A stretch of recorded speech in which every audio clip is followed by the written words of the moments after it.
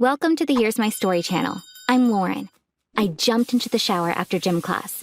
When I came out, some of the girls were looking at me and laughing, and some were giving me pitying looks. I caught one of the laughing girls' eyes. "What's up? Why are you laughing?" I asked. A friend pointed to my locker and said, "You're not going to like this."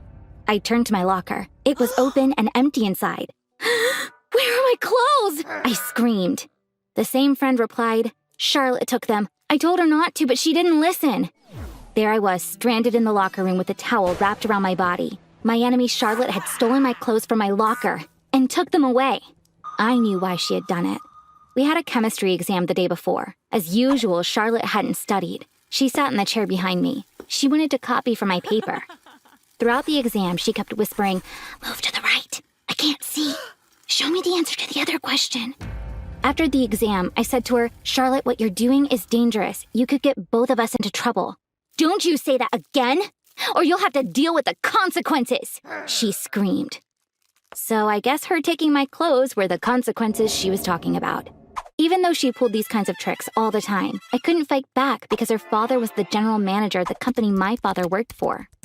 She threatened me by saying, "If you tell the school administration, I'll tell my dad and he'll fire your dad." I had no choice but to tolerate her so my dad wouldn't get hurt. Believe it or not, Charlotte and I used to be good friends. Our families used to hang out together. Back then, her father wasn't the general manager yet. We used to have them over for barbecues in our backyard all the time. Our families got along as well as we did. According to my dad, Charlotte's father changed a lot once he became the general manager. My dad went to his office to congratulate him. "Congratulations, Greg," he said. Do you want to know what Charlotte's father's response was? "I'm your superior now. Don't call me by my first name. From now on, you need to call me Mr. Dachshund." This is so weird, but Charlotte started treating me the same way.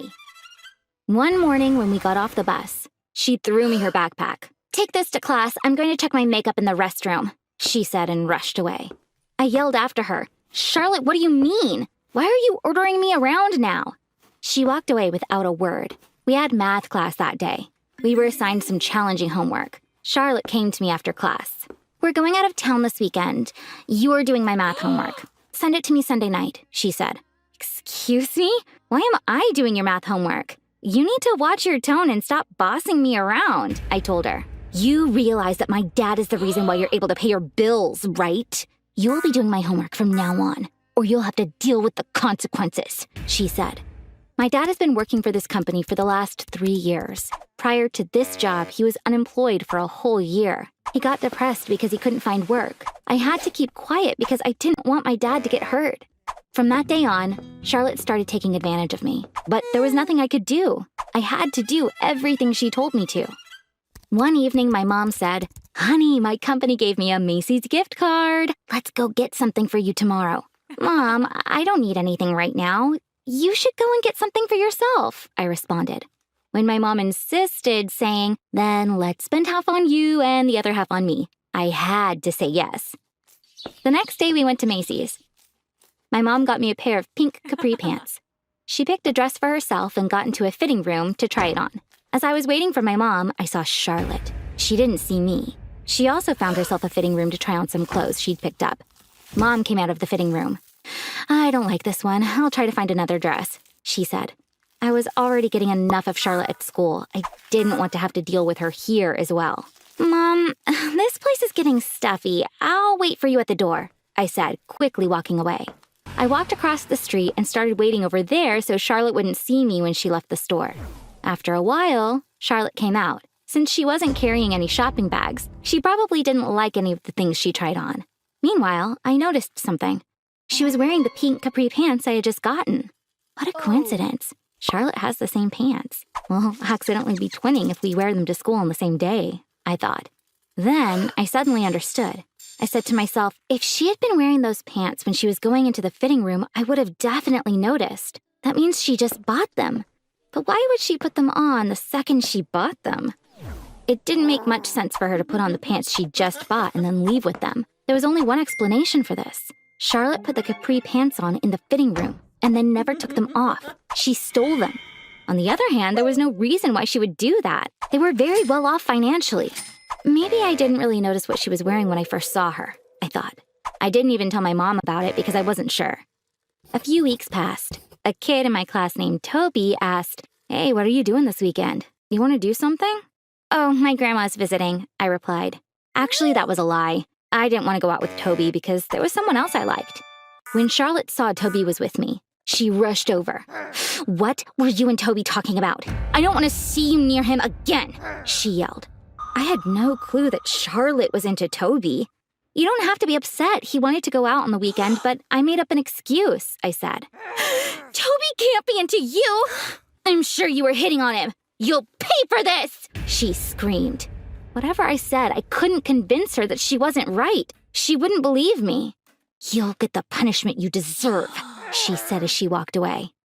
A few days later, when I came home from school, I saw my mom was crying. My dad was home and he looked devastated. "What's going on?" I asked. My mom said, "They let your father go for no reason. We're so upset. He's been treated so unfairly." I knew the real reason behind this was Charlotte, but I couldn't say anything. I gave my dad a hug and started crying. He had lost his job because of me. I couldn't have Charlotte get away with this. That night, as I was thinking about what I could do, I thought about that day I saw her at Macy's. She had told me that they were always moving across the country because of her father's job. Was it possible that the reason for their moving wasn't her father's job, but Charlotte herself? Perhaps they had to keep moving from state to state because Charlotte was getting caught shoplifting. I went on Google News. I searched for Charlotte Dachshund shoplifting. Nothing came up. Unfortunately, I was wrong. There was no real reason for Charlotte to steal anyway. Suddenly, I thought of something. Charlotte was underage. Perhaps the police weren't revealing her full name when informing the press. This time, I did a search with her initials. CD shoplifting. Bingo! I got 5 results. There were no photos, but all of them were about stealing clothes. Each incident took place in a different state.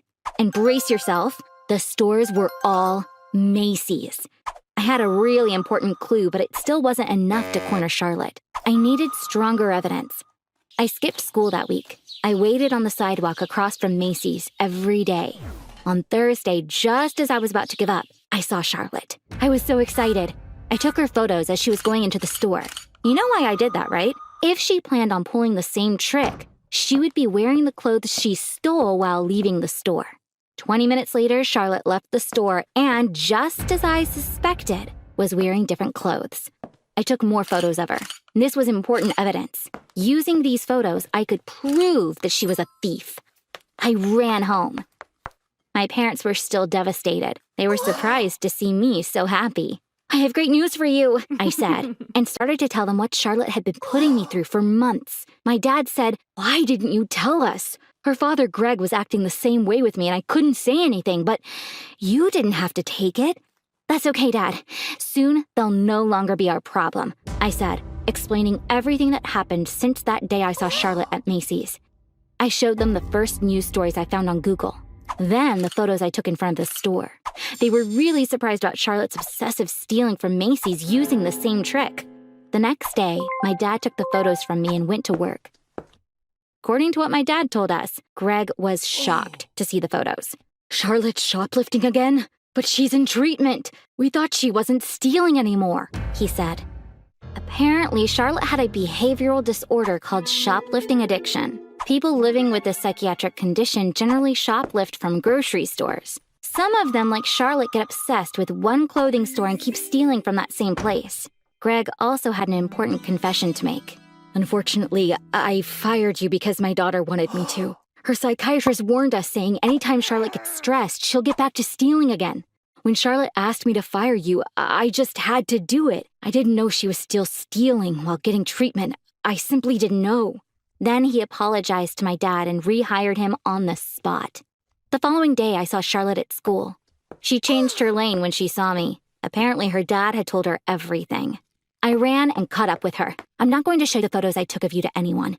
My dad also promised your dad. All of this stays between us. Your dad resigned from his job at the company. He said you all were going to move again. You've been using me for months, but I think this is enough punishment, and I'm happy to see it." "Lauren, I'm so sorry. I'm really so sorry. I'm a bad person. Please forgive me," she cried, her voice breaking into sobs. I looked at her in disgust. I turned around and started walking away without saying another word. I deserve it. Please forgive me. You're my best friend, Charlotte cried in the distance as I kept walking away.